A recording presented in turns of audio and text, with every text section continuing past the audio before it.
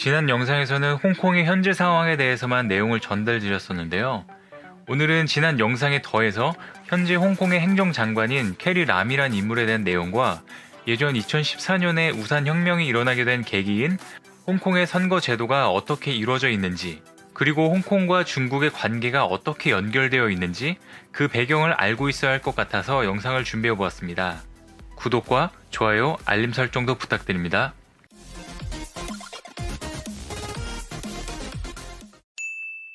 안녕하세요. 세상 모든 잡다한 지식을 알려드리는 잡시광입니다. 예전부터 친중 성향으로 알려져 있던 캐리 람은 홍콩의 5대 행정장관으로 최초의 여성 행정장관입니다. 1957년생인 캐리 람은 홍콩에서 태어나 홍콩에서 자랐고 홍콩 대학을 졸업했습니다. 홍콩에서 계속 자라온 캐리 람은 당연히 홍콩에서 공무원 생활을 시작하게 되었는데요. 2007년에 영국 통치를 상징하는 역사적인 건축물 퀸스피어 철거를 지휘하면서 유명해졌습니다. 그 당시에도 하얀 셔츠를 입고 철거를 반대하는 수백 명의 시민들 앞에 나서서 퀸스피어의 역사적 가치를 지워버리며 전사라는 별명을 얻었다는데요. 2012년 친중국 인사인 렁추닝 행정장관 눈에 들어서 한국으로 치면 국무총리실로 여겨지는 정무사 사장에 취임하게 되었습니다. 캐리 람은 그때부터 친중 성향을 확실하게 드러내기 시작합니다. 2013년 정치개혁 TF를 맡게 되었는데 그 다음에 캐리 람을 행정장관으로 만들어준 계기가 된 우산혁명을 맞이합니다. 우산혁명이란 2014년 홍콩 시민들이 벌인 운동입니다. 처음에는 대학생과 지식인 중심의 시위였으나 이후 일반인들도 모두 참가하여 홍콩 전 시민이 참가하는 시위가 되었습니다.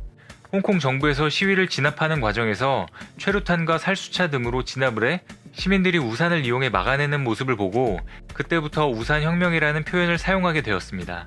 우산혁명의 원인은 홍콩의 선거제도 때문인데요. 1997년 일국양제라는 정책하에 중국으로 편입된 홍콩은 독자적인 헌법, 행정부, 법원을 보유하는 자치권을 유지하고 있습니다. 하지만 행정장관 선출 방식이 항상 논란이 되었는데요. 홍콩 기본법 제45조에 따라 홍콩 시민이 직접 투표해서 뽑는 방식이 아닌 선거인단이 뽑는 간선제를 통해 선출되므로 상대적으로 친중 인사가 당선되기 용이한 구조로 이루어져 있었습니다. 그래서 홍콩의 야당 세력인 민주파에서 오랫동안 직선제를 요구해왔고 후진타오 주석 시절에 2017년엔 직선제를 허용하겠다라고 약속을 받아낸 적이 있습니다. 하지만 그 꿈을 산산조각 내버린 건 시진핑 주석이었습니다. 1997년 홍콩은 중국령이 되면서 중국의 국가주석이 홍콩의 명목상 최고 수장이지만 일국양제의 원칙에 따라 홍콩의 내정에 간섭하지 않아야 하는데요. 설립하인 렁추닝은 4대 홍콩 행정장관이지만 이전부터 중국 정부의 입장만 대변한다면서 홍콩 시민들로부터 꼭두각시 수반이라는 비판을 많이 들었습니다. 2013년 시진핑이 주석으로 취임하면서 홍콩에 대한 간섭이 더 심해졌는데요. 2014년에 렁추닝 행정장관이 야당과 홍콩 시민들의 요구에 따라 직선제 선거제도를 검토한다고 했습니다. 그런데 직선제를 도입하는 대신 내걸었던 조건을 보면 후보들이 중국 전인대의 승인을 받아야 한다는 이상한 조건을 갖고 나온 것인데요. 선거인단의 과반수의 지지를 얻은 친중 후보자 2~3명만 선거에 나갈 수 있도록 하고 그 2~3명 중에 1명을 직접 시민들이 뽑는 조삼모사격 정책을 내놨던 것입니다. 이 방식은 기존과 거의 다를 바가 없는데요.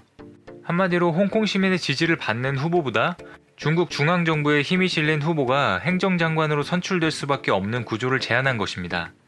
이에 홍콩 시민들은 말로만 직선제이지 실제로는 우리가 원하는 사람을 뽑을 수 없는 것이 아니냐며 더더욱 중국 입맛에 맞게 통제당하게 될 것이라며 분노를 표했습니다. 그리고 이 후보의 자유까지 보장해달라면서 시위에 나서게 된 것입니다. 이것이 2014년 우산혁명이 발생한 계기인데요. 그들이 바라는 것은 중국 정부의 간섭 없이 홍콩 시민들이 직접 투표해서 행정장관을 뽑겠다는 진짜 민주주의를 바라는 것입니다. 홍콩 중심지인 센트럴 지역으로 최대 50만 명이 나와 민주화에 대한 열망을 쏟아냈는데요. 시민들은 굉장히 분노했지만 캐리 람의 입장에서는 우산혁명이 본인의 정치적 색깔을 더 뚜렷하게 해줄 기회로 작용하게 된 것으로 보입니다. 우산혁명 지도부와 맞짱 토론을 벌이며 시위대를 강경 진압했는데요. 몇천 명의 시위대를 체포한 전형적인 싸움꾼 기질의 캐리 람을 사람들은 철의 여인이라고 부르기 시작했고 중국 정부도 캐리 람을 차기 행정장관으로 낙점했습니다. 내친김에 캐리 람은 홍콩 행정장관 선거에 입후보했고 당시 중국 권력 서열 3위인 장더장 전인대 상무위원장은 중국이 지지하는 유일한 후보라면서 캐리람에게 전폭적인 힘을 실어줬습니다.